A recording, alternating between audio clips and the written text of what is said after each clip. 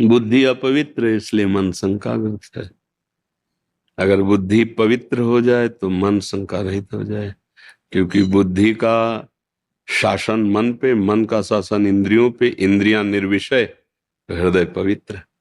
अभी उल्टा है, विषयों के अधीन इंद्रियां हैं, इंद्रियों के अधीन मन है, मन के अधीन बुद्धि है, इसलिए प्रश्नवाचक चिन्ह बना रहता है। उस चिन्ह में भय बना रहेगा, शोक रहेगा, विषाद रहेगा, चिंता रहेगी, नाना प्रकार से वृत्तियां भटकती रहेंगी। इसी का सुधार करने के लिए तो अध्यात्म मार्ग है। अध्यात्म मार्ग मन की बीमारी को ठीक करने के लिए है। प्रारब्ध भोग तुम्हें भोगना पड़ेगा, बड़े बड़े संतों को भोगना पड़ता है।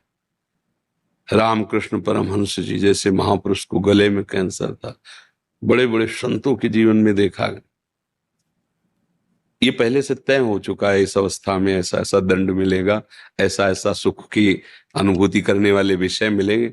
एक बात तय नहीं हुई, भजन वो नवीन कर्म है, धर्माचरण ये तुम्हारा नवीन कर्म है, इस पर ध्यान दो। हमारा धर्माचरण में जीवन व्यतीत हो और भगवत भजन करके मेरा मन मेरा बुद्धि परमानंद में डूब जाए। कोई प्रश्न नहीं, कोई चाह नहीं, ये स्थिति होनी चाहिए। न सोचति न कांक्षति, वो कब होगा? ब्रह्मभूता प्रसन्नात्मा न सोचति, न कोई चाह नहीं। जाहि न चाही कबहु कछु, तुम शन सहज स्नेह, बसहु निरंतर तासुर सो राउर निज के। जिसके हृदय में कोई चाह नहीं प्रभु के सिवा, निरंतर भजन, ये परमानंद में भगवान यहीं बैठे हैं, सबके यहीं प्रकाशित हो जाते हैं। जब तक हमारा मन बुद्धि पवित्र नहीं होंगे, निर्मल मन जन सो मोह पावा, जब तक बुद्धि पवित्र नहीं होगी तब तक शंकाएं तो बनी रहेंगी। अगर निशंक होना है, निर्भय होना है, निश्चिंत होना है, निशोक होना है, तो भगवान की शरण में होकर उनका नाम जप निरंतर करने का अभ्यास करो, अभी ठीक हो जाएगा। सब शोक सब चिंताएं प्रभु से विमुख होने के कारण है। कार्य वही करो जो गृहस्थी के करते हो, कपड़े वही पहनो जो पहनते हो, बस आहार शुद्ध कर लो और आचरण शुद्ध कर लो, और साथ में नाम स्मरण करो। भगवत आश्रित होकर तुम एक महात्मा ही हो, तुम्हें भगवत प्राप्ति वैसे ही होगी जैसे एक कंदराओं गुफाओं में रहने वाले ऋषि मुनियों की होती है। हमारे आचरण बिगड़ गए, बहुत बुरी तरह हम आचरणों के फिसलन में फिसल गए। जो हमारे आचरण होने चाहिए वो है नहीं, जो नहीं होने चाहिए वो अच्छी तरह से हो रहे हैं।